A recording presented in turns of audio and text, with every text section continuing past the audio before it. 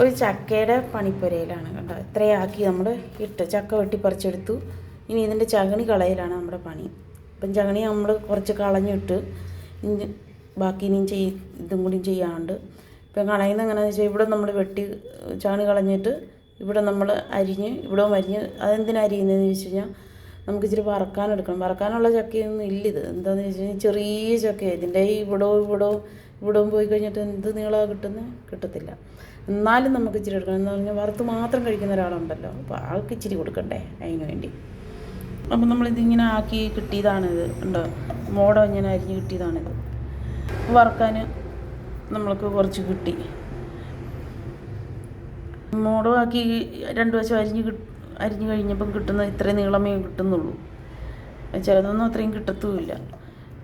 പിന്നെ ഇതിൻ്റെ തോടാണെങ്കിൽ നമുക്ക് നല്ലോണം കൊത്തി അരിഞ്ഞ് തോരൻ വെക്കാം. ഇതൊക്കെ നമ്മുടെ അമ്മച്ചിമാരൊക്കെ പണ്ട് ഉള്ളവരും നല്ലോണം കൊത്തി അരിഞ്ഞ് നല്ലോണം എടുക്കുമായിരുന്നു. അവർ മുറത്തിനകത്തൊക്കെ ഇട്ട് കൊത്തി അരിയുന്ന കണ്ടിട്ടുണ്ട്.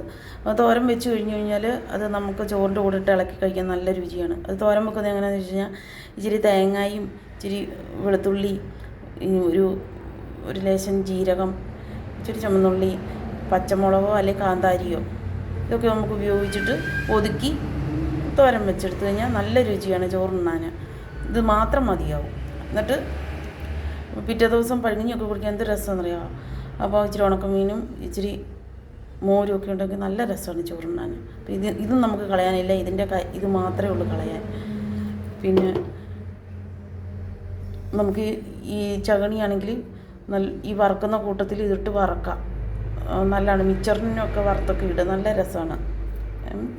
പിന്നെ നമുക്ക് ചക്കക്കുരുവാണെങ്കിൽ കണ്ടില്ലേ, ചക്കക്കുരു നമുക്ക് തോരൻ വെക്കാം. ഇതിൻ്റെ ഈ കരിന്തൊലി ഇവിടെ നിന്ന് ഇളക്കി കളഞ്ഞിട്ട് തോരൻ വെക്കാം.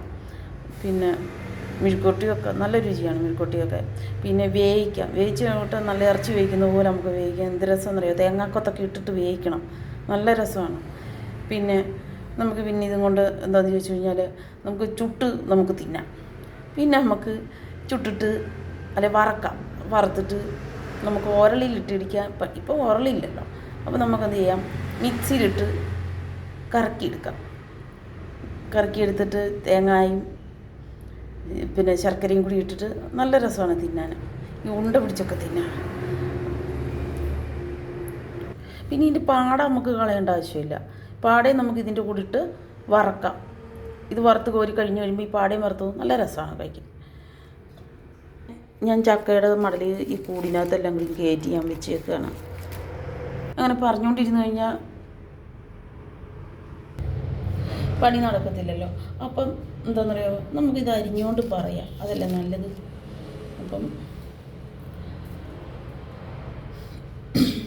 ഉണ്ടല്ലേ, നമുക്ക് വലിയ നീളം കിട്ടുന്നില്ല അരിയാൻ. കണ്ടോ, ഇത്രയും നീളമേ നമുക്ക് ഈ ചക്ക എടുത്താലേ കിട്ടുന്നുള്ളൂ. നമുക്ക് എന്തിനാണെന്നറിയാം, ഇത് അല്ലെങ്കിൽ ഇങ്ങനെ എടുക്കേണ്ട ആവശ്യമില്ല, ഇത് വറക്കാനാണ്. ഉണ്ടല്ലേ, എടുത്ത് ഉണർവിൻ വരം ലഭിപ്പാൻ ഞങ്ങൾ വരുന്നു തിരുസവിധേ. നാഥാ, നിന്റെ വൻ കൃപകൾ ഞങ്ങൾക്ക്